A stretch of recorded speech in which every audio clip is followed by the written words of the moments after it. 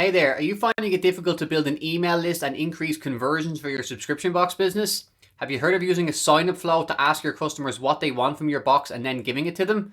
All while capturing their email address so you can remind them to come back and buy? Well, today I'll be revealing the secret weapon to skyrocket your conversions, your email capture rate, and even your upsell take rate as well. Stay tuned to learn how to structure your sign-up flow for maximum results.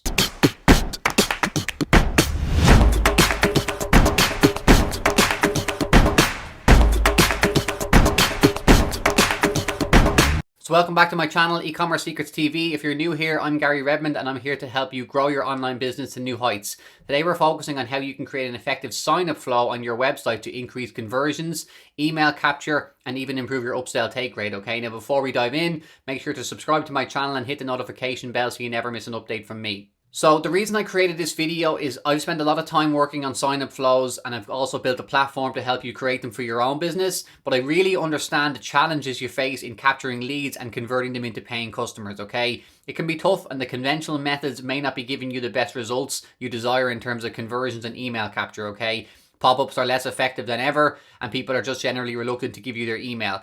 But here's the thing, your sign-up flow can be a game changer in this process. So a sign-up flow essentially is kind of like a survey, but it's not quite. It's a series of questions designed to engage your customer and get them to feel like they're building out the perfect version of your product for themselves. You ask them questions about what they like and what they expect from your box, and you make it appear that you're going to give it to them, okay? You do give it to them in the best possible way that you can, but of course it's impossible to give everyone a 100% personalized box. So the goal is the sign-up flow is to give a customer the indication that you're trying to build the perfect box for them. Now, one of the big questions that I always get from people is, well, sign-up flows sound great, Gary, I'm convinced, but what questions do I ask? And that's what we're going to focus on today, and also the structure of your sign-up flow to get the best conversion rate. Okay, so if we go to our website, busterbox.com, you can when you click the sign up button, you're taken immediately to the sign up flow, okay? In our case, we have a country capture where customers can choose if they're in Ireland or the UK. You may or may not have that, and you may or may not need that, okay? But the first thing I want to talk about is the first question, obviously, right? So what is the thought process behind question one? And if you're stuck on this question, this is the easiest way I can describe it to you. Ask someone a question that they immediately know the answer to, okay? No one is not going to be sure, what's your dog's name, what's your child's name, what's your name, okay? It takes less than 0.1 of a second to figure out the answer to that question, okay? Like you can end up kind of alienating people by asking them a question, like a personal question here. Or some people do also request or ask me what's my opinion on asking the email in the first step. You can try everything. There is no hard and fast rules, but I'll explain to you when I get to the email step that you may want to leave it on step 3 or 4, and I'll explain that when I get to the email step. So really my opinion on the first one to ask, and also what works for many other people that I've worked with, is just ask something simple, something that they can answer straight away. Okay, so no one is not going to know their dog's name or their child's name or their own name. Okay, so question 2. This is an option. Questions 2 and 3 can be a mishmash of 2 different things, okay? Either it's some marketing information that you want to know about your customers, or it's a personalization of the box, okay? So in this case, we take this answer, what they've given us, and we personalize the box that they get. They get bigger toys and different types of treats and toys if they have a small, medium, or large dog, okay? And obviously, you also need to think about it from the customer's point of view, okay? Does it make sense for me to ask them the size of their dog? Well, of course it does, okay? If I'm delivering a box of stuff for your dog, dogs come in many shapes and sizes. So if you didn't ask this question, the customer would be like, well, how do you know anything about my dog? Okay, so you have to always be thinking about it from your point of view and the business's point of view, which is hopefully who I'm talking to today, and also the customer's point of view, okay, when they are interacting with your website, okay? So let's say I have a small dog. So now we're asking the breed and birthday month. Again, this makes sense for you to ask this to your customers, but I'll let you in on a secret. This doesn't really affect the final box that the customer receives, okay? But number one, it makes sense. It almost wouldn't make sense if we never asked the customer their breed and also their birthday month for us to give an idea of. You can ask the age too as well if you want to find the age of the dog or the child or the person who's using it. Are signing up to your box, okay? But this is marketing information primarily, okay? So although we don't use it to really make a difference to the final box that they receive, we would like to, in maybe the future, we can give, cool things, put the dog's name and put the dog's breed and stuff like that inside the box. But again, personalization at scale is very difficult to actually achieve, okay?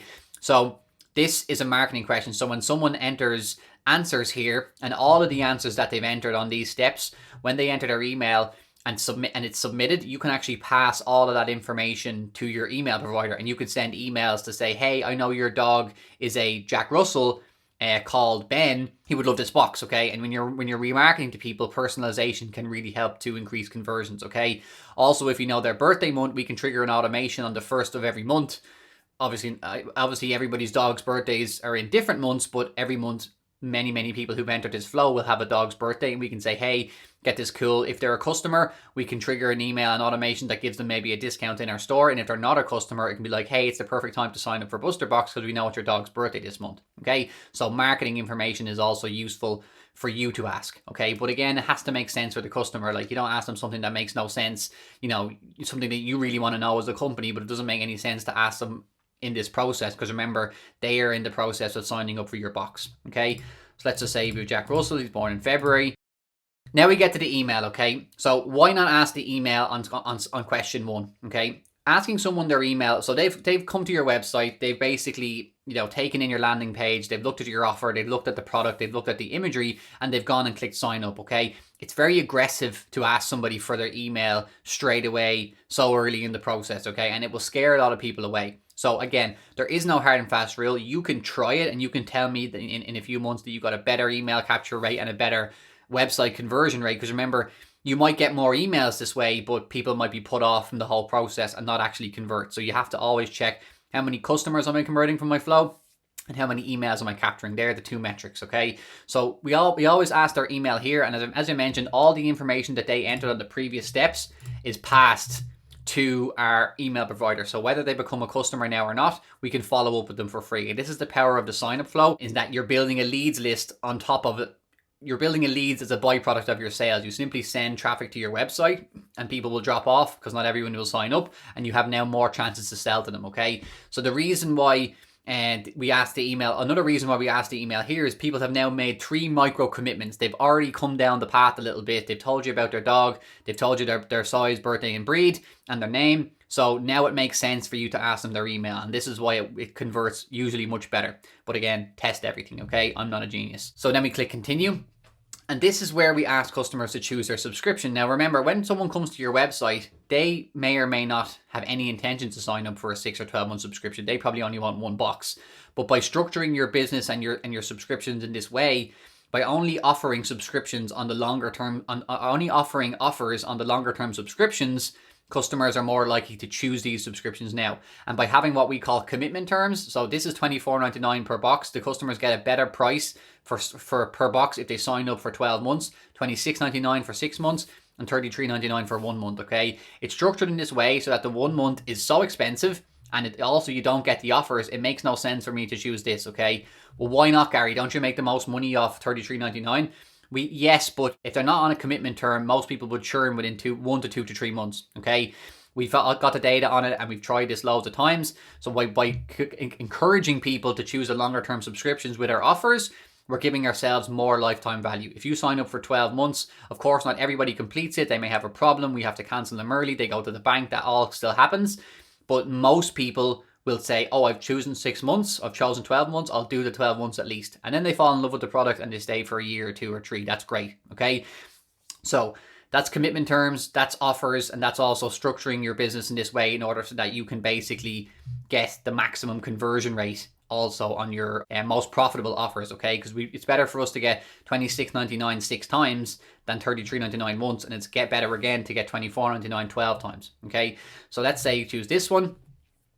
And then this is what I was talking about earlier in terms of upselling, okay? This is the easiest way for you to make more money from your box with the same ad spend, the same shipping costs, the same everything, by simply offering an upgraded version of your box, okay? And the reason why we offer this here is, again, it's just like tossing something in, okay? Do you want to get the extra premium version? Do you want to get an extra toy every month?